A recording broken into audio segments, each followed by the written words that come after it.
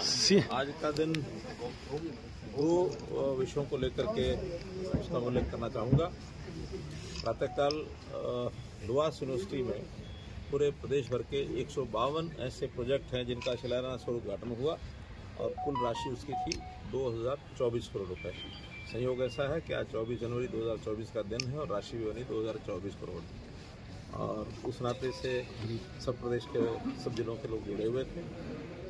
दूसरा चरण जो आज यहाँ इस गांव में बुलेट गांव के अंदर जो किया है, इसमें भी कुल मिलाकर के जो अमृत सरोवर योजना है, इस अमृत सरोवर योजना में पहली बार एक सामूहिक उद्घाटन जो किए हैं 60 ऐसे अमृत सरोवर थे जिनका उद्घाटन किया है और इसमें भी 31 जो हैं वो फतेहाबाद जिले के हैं, उसमें ज़्यादातर टोहाना विधानसभा के हैं क्योंकि हमारे मंत्री बबली जी जिनको ही ये कहा गया था कि एक अच्छा मॉडल किसी भी विधानसभा में क्या हो सकता है वो बनाकर दिखाएं। तो स्वाभाविक है कि इस कंस्टिट्यूंसी को चुनने के बाद एक अच्छा रिजल्ट जब निकलेगा तो हम ऐसी भी कोशिश करेंगे कि बाकी विधानसभाओं से या बाकी जिलों से कुछ सरपंचों को ला करके और यहाँ दिखाएंगे कि कैसा कैसा विकास का काम हो सकता है, क्योंकि हमने पैसा जितना बाकी विधानसभाओं को दिया उतना ही यहाँ दिया, यहाँ कोई पैसा ज़्यादा नहीं दिया, लेकिन इन्होंने अपने सरपंचों को सबको प्रेरित करके कैसे काम किया जा सकता है। विशेष तौर पर इसमें मनरेगा का बहुत बड़ा एक योगदान जो कि बहुत विधानसभाओं में बहुत गाँव में लोग उठाते नहीं हैं। मनरेगा का तो ओपन एक विषय है जो केंद्र सरकार की ओर से जितना भी कहीं काम कराना हो उसमें से कराया जा सकता है और हमारे जो टारगेट भी है उसमें अच्छे खासे हैं। तो मनरेगा के माध्यम से जो आवश्यकता होती है प्रदेश की ओर से या पंचायतों को अपने फंड में से लगा करके, और इस बुलेट गांव का मैंने आज विजिट किया, वहाँ की लाइब्रेरी यहाँ की और यहाँ का जो सरोवर है उसको विजिट किया है। बाद में बड़ी संख्या में लोग यहाँ आए हैं, आसपास के इस गांव के सब लोगों ने बड़े ध्यान से सारी बात सुनी है। आज का जो मेरी बातचीत का मुख्य हेतु था वो था पानी को कैसे बचाया जाए और गंदे पानी को कैसे ट्रीट किया जाए, उसमें तालाब जो गाँव में उनको भी शुद्ध पानी का उपलब्धता हो ताकि वहाँ पशुओं के पीने की भी आवश्यकता पूर्ति हो जाए, वहाँ कहीं मछली पालन भी किया जा सकता है, वहाँ बतख पालन भी किया जा सकता है। एक आय का साधन गांव का तालाब में से बन सकता है। आवश्यकता पड़ने पर आसपास जो खेत हैं उनमें सिंचाई का काम भी तालाबों से लिया जा सकता है। तो हर दृष्टि से पानी का महत्व, पानी का उपयोग, ये विषय आज लोगों के सामने रखा। तो मैं मानता हूँ कि लोग बड़े ध्यान से सुन भी रहे थे और लोगों के मन में एक बात जा भी रही थी, जिस प्रकार से अपने सिर को हिला रहे थे। पानी का महत्व लोगों को, पुराने लोगों को बहुत पता है, इसलिए नई पीढ़ी भी पानी के महत्व को समझे। इस नाते से आज की सारी बातचीत हमने की और एक सफल कार्यक्रम आज हुआ। सीएम साहब, भट्टू क्षेत्र में सीएम को लेकर, वाटर लॉगिंग को लेकर अनशन पर बैठे हैं किसान काफी टाइम से। मैंने अपनी बातचीत में, अपने भाषण में इस बात का उल्लेख किया है, अगर आपने सुना हो तो। जी, वास्तव में हरियाणा में कुछ इलाकों में ये जो सेम का या जो वाटर लॉगिंग का विषय खड़ा हो रहा है, ये खड़ा हो रहा है खास करके जहाँ धान की बिजाई होती है और धान में केमिकल खाद जो डाले जाते हैं उसके कारण से एक नीचे लेयर जम जाती है जमीन के अंदर। सर वहाँ धान नहीं बीजते जी? अरे पहले बीजते रहे हैं, वहाँ नहीं होता, चने होते थे। हाँ, चने होते थे जी, चने होते थे जी। ट्यूबवेल भी तो वहाँ लगाए ना लोगों ने, जी जी। ट्यूबवेल का पानी खींचा, पानी खींचने के बाद वहाँ यूरिया का भी उपयोग किया ही है। इस एरिया में यूरिया का उपयोग कौन करता था? कोई नहीं करता था। तो मैं तो केमिकल खाद की जो बात कर रहा हूँ, जितना ज़्यादा होता है उतना लेयर जमती है।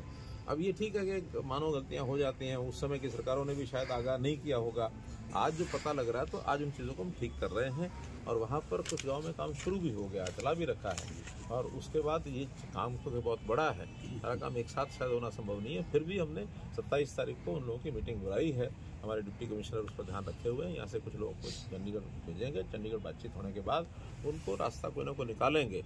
खाली यहाँ नहीं है, एलनाबाद के क्षेत्र में भी इस प्रकार के सेम के गाँव हैं, झज्जर के इलाके में इस प्रकार के सेम के गाँव हैं, रोहतक के इलाके में वाटर लॉगिंग का एरिया है।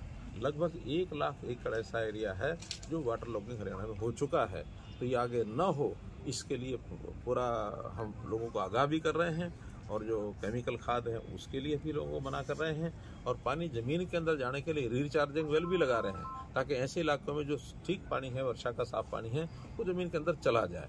और वहाँ भी जो जिप्सम आदि का प्रबंध करके वाटर लॉगिंग को कैसे ठीक किया जा सकता है, इसकी मल्टीपल एक पॉलिसी ये बनाई है जिसमें से इसको ठीक करा सकते हैं। वो मुआवजा और पुनर्वास की मांग कर रहे हैं। मेरा कहना है कि वो सारे काम हम कर रहे हैं, लेकिन क्योंकि कोई दोष किसी सरकार का नहीं है, किसी व्यक्ति का नहीं है। एक प्राकृतिक बातें होती हैं, कुछ स्वभाव की बातें होती हैं। अगर स्वभाव ठीक रखते लोग तो ये चीज़ें नहीं होती। आज मैंने झज्जर जिले में देखा है वहाँ जमीनों में लोगों ने भट्ठे लगाए, भट्ठे लगाने के बाद ईंट वहाँ से मिट्टी उठाई और कुछ मिट्टी उठा करके सड़कों में ले गए। जब पानी झील बन जाता है, फिर पानी इकट्ठा होता है तो वाटर लोगों को होती है, फिर वो कहते इसका मुआवजा मिलना चाहिए। तो ये मुआवजे का अधिकार किसी का नहीं होता है, लेकिन सहायता करना सरकार का काम होता है। हम सहायता करेंगे ताकि जमीन ठीक हो सके, उनकी उपज जो है दोबारा से हो सके। इसलिए किसी के ऊपर दोषारोपण करना भी ठीक नहीं है। मिल करके उसमें किसान भी सहयोग करेंगे, सरकार भी करेगी, मिलकर उसको ठीक करेंगे। सर जी, सिरसा लोकसभा से आपने आपके भांजे को पार्टी में इनवाइट किया है सर, उसको मानने क्या है सिरसा लोकसभा से? एक मेरा भांजा, एक मेरी भांजी है। फिर भी भांजी ने तो जीत लिया सर, अब भांजे को मौका दिया जाएगा। मैं तो कह रहा हूँ ये भांजा भांजी का जो घर का मामला है हम ठीक कर लेंगे, आप चिंता मत करो। रामलला प्राण प्रतिष्ठा समारोह में विपक्ष अनुपस्थित था, उसे कैसे देखते हैं? तो मैं उसको क्या कहूँ, या तो उनको समझ नहीं है इतनी, या उनमें आस्था नहीं है। आस्था का विषय तो अब वो कहने लगे कि नहीं हरियाणा में सब लोग भगवान कृष्ण को और राम जी को मानते हैं, यहाँ तो कृष्ण और राम की धरती है। अभी कहने लगे जिसका मतलब आस्था पर तो आ गए हैं, लेकिन नासमझी जरूर है कि समाज के साथ मिलकर चलने में उनको हिचक होती है। सारा समाज देश राममय है, वहाँ कोई राजनीति नहीं थी, राजनीति का तो कोई विषय ही नहीं है, क्योंकि ये संघर्ष देश का 500 साल पुराना है और 500 साल से कहीं कोई देश की जनता अगर संघर्ष कर रही है और उसमें लड़ाई, कानूनी लड़ाई लड़ रहे हैं। कानूनी लड़ाई भी सन 1853 में शुरू हुई थी, उसके बाद भी इतने वर्ष हो गए, 170 साल। तो इस लड़ाई को, इस जनता की भावनाओं को लोगों को समझना चाहिए। और साथ में ऐसा थोड़ी कि आयोजन समिति जो थी उनके साथ संबंध, तो ये बीजेपी का कार्यक्रम नहीं था, ये कोई प्रधानमंत्री जी का कार्यक्रम नहीं था। हाँ, प्रधानमंत्री जी को बुलाया गया कि प्राण प्रतिष्ठा के समय वो रहें, लेकिन वो एक कार्यक्रम में अनादारद रहे हैं, अलग रहे हैं। उसमें से तरह तरह की अड़चने भी उन्होंने पहले डाली ही हैं, आखिर कोर्ट में भी अड़चने वो डालते रहे हैं, बाद में उन्होंने अनास्था इस नाते से भी दिखाई है। तो ऐसे अनास्था दिखाने वाले लोग जो होते हैं, जनता उसका हिसाब लगाती है, हमने उसके बारे में कुछ नहीं कहा। सर, आप भी तो उस संघर्ष का हिस्सा रहे हैं, आप कब जाएंगे वहाँ? देखिए, मैं भी जब से मानो सामाजिक कार्यों में हमने शुरू किया है, तब से उस विषय के साथ बराबर जुड़ा हुआ हूँ। मैं संघ का प्रचारक था उस समय। यहाँ से जितने भी यात्रा के, जितने भी अयोध्या से जुड़े हुए जितने आंदोलन थे, उसमें हम सब भाग लेते थे, लोगों को तैयार भी करते थे, चाहे वो राम जानकी रथ यात्रा है, चाहे रामशिला पूजन है, चाहे उसमें राम ज्योति का कार्यक्रम हुआ है, कार सेवकों का कार्यक्रम हुआ है। तो ये सन 81-82 से लेकर के और 92 तक लगातार ये आंदोलन चले हैं। तो उस प्रकार के आंदोलनों से हम जुड़े रहे हैं।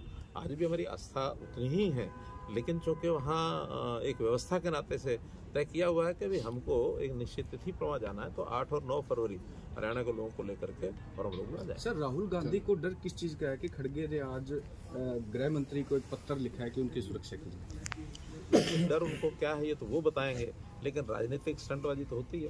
अब उसमें किसने क्या किया ये भगवान जाने, लेकिन अब उन्होंने पत्र लिखा है तो जिन्होंने संज्ञान लेना वो लेंगे। लेटेस्ट वीडियोस के लिए अभी सब्सक्राइब करें A1 हरियाणा को और प्रेस करें बेल आइकन ताकि सभी अपडेट्स आपको मिले सबसे पहले।